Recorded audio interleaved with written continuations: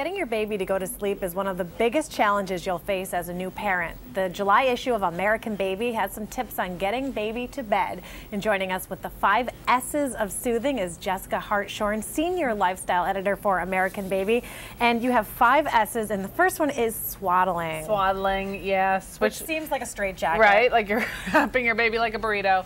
It's really comforting for them, though, because they have this reflex that makes their arms kind of flap out. Twitch, right? Yeah, right. They're a little twitchy, and so it bundles them like they were bundled inside you, and it's very comforting. And there are a lot of great swaddling blankets out there these days that make it a lot easier than it used to be.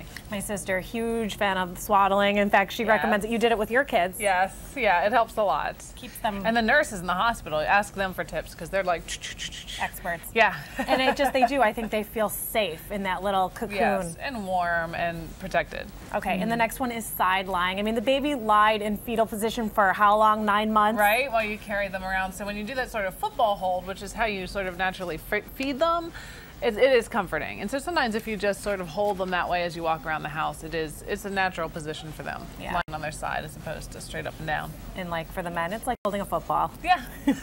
And then shushing, that noise can be annoying for adults, but right, or you feel like maybe it's it's rude to be like shh to a crying baby, but the reason you do it, you have that instinct to do it, is because it does mimic the sound that they heard in the womb of your blood. And if you don't want to be shushing all the time, some babies can sleep to the sound of the static on the radio or a fan or the dryer, or I guess there are apps you can download now that make white noise. Yeah. Or a lot of crib soothers will make a noise that makes that same sort of shh. I think it kind of helps clear your mind. We don't even know how much a racing mind a baby could have or doesn't have, so it's just kind of that sound just keeps everything. It's familiar, and it drowns out the sound of sirens or neighbors or car horns. Yeah, it works for adults too. I have a white noise machine I enjoy very much. Swinging. So the baby, when in the tummy, was kind of swinging around a little bit. Well, when you walk, sure, it actually was swinging in your womb. Yeah. And sometimes, they say, these are Harvey Karp's 5 S's, by the way. He's a brilliant pediatrician, and he says that the harder the baby's crying, the more vigorously you should swing. You should never actually, shake a baby, obviously. But a fast swing, or a lot of our readers use an exercise ball, and they sit with the baby on the exercise ball and jiggle, and they say that works like a charm. So that's the one I pass along to a lot of people.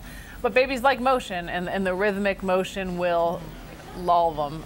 That's why a lot of times people take the baby for a drive or a walk, a car seat or a stroll. Yeah, that can all help too. All the movement helps. And then sucking. I know I read the article in the magazine American Baby, and I loved it. And they were talking about how a doctor had suggested not to use a pacifier, and the lady says that robbed me of like 5 days I'll never get back. Right. You know what? I think there was a time when people really feared pacifiers because they thought there'd be nipple confusion, or they dreaded eventually having to wean. But you have a sucking reflex when you're born, and it really does soothe you. It's like, what lying on a warm beach is to me, and is sucking on a pacifier to a baby. They just love it.